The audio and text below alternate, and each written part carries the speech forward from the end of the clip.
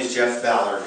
Female infanticide, a massacre in the land of God. I would like each and every one of you to close your eyes for a minute and imagine a parent abandoning a newborn in a ditch for animals to feed on, or pouring poison down their throat, all because they're a female newborn or a defected male. And I hope this gives you a mental picture that is heart-wrenching, because this happens every day in countries like China and India. Talia Connor, author of China Doll, in 1995 traveled to Beijing for a women's conference. While she was there, she interviewed a few elder Chinese women, asking them about birth control.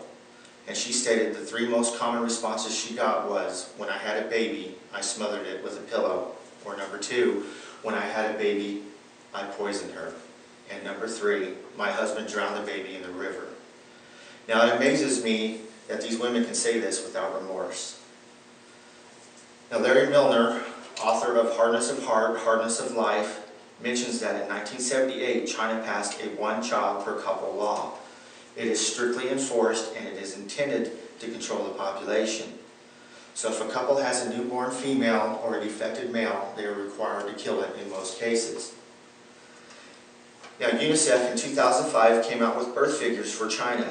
They state that 1.7 million female newborns go missing every year, and approximately 30 million are missing today. This outright killing by female members and state healthcare providers still runs rampant today.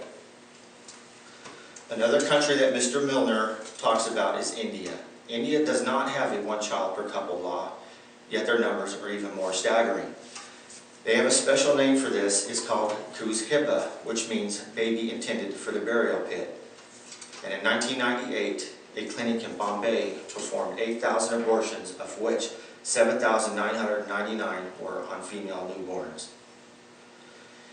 In 2005, UNICEF also did a birth figure for India, and they state that an estimated 50 million female newborns are missing to this day.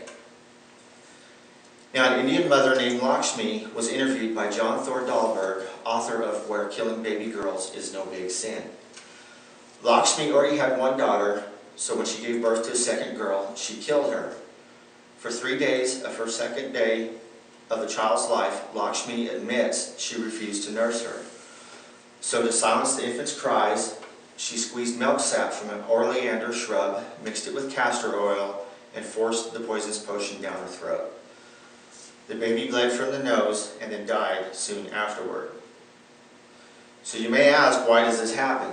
Well, in both countries, like I stated earlier, it does happen to control the population. Females are thought of as worthless, and the males are considered to be the breadwinner and caretaker of their parents when they reach a certain age.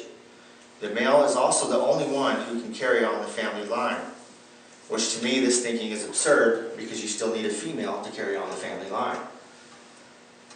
And besides being morally and biblically wrong, this extreme violation of human rights has a major impact on society. It not only affects the communities that practice this, but it also affects national and international communities that don't. It causes social unrest because of disproportionate male to female gender ratio, which manifests crimes in these societies.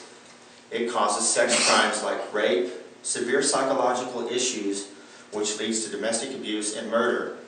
And it causes sexual frustration and confusion, which turns men to homosexuality and incest. And it has a major impact on the female gender survival rate.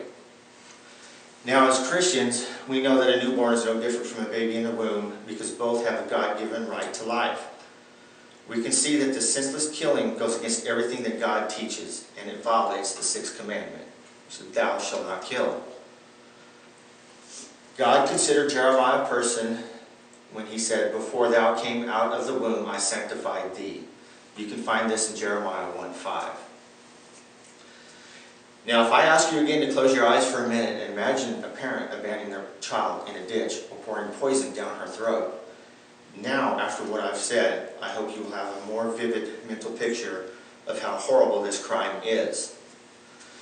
Now, also as Christians, we need to be the voice of these newborns so we can bring the gospel of God to these families and show them that it is a sin to murder. We need to create programs of a higher moral education, Doctors that are not licensed or are questionable need to be banned from the profession. And we need to force these governments to change their laws.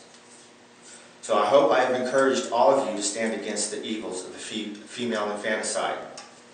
Now we'll close with a verse from Matthew 18:1-3. At the time the disciples came to Jesus, saying, "Who is the greatest in the kingdom of heaven?" And Jesus said, "Truly I say to you, unless you turn and become like children, you will never enter the kingdom of heaven." Thank you.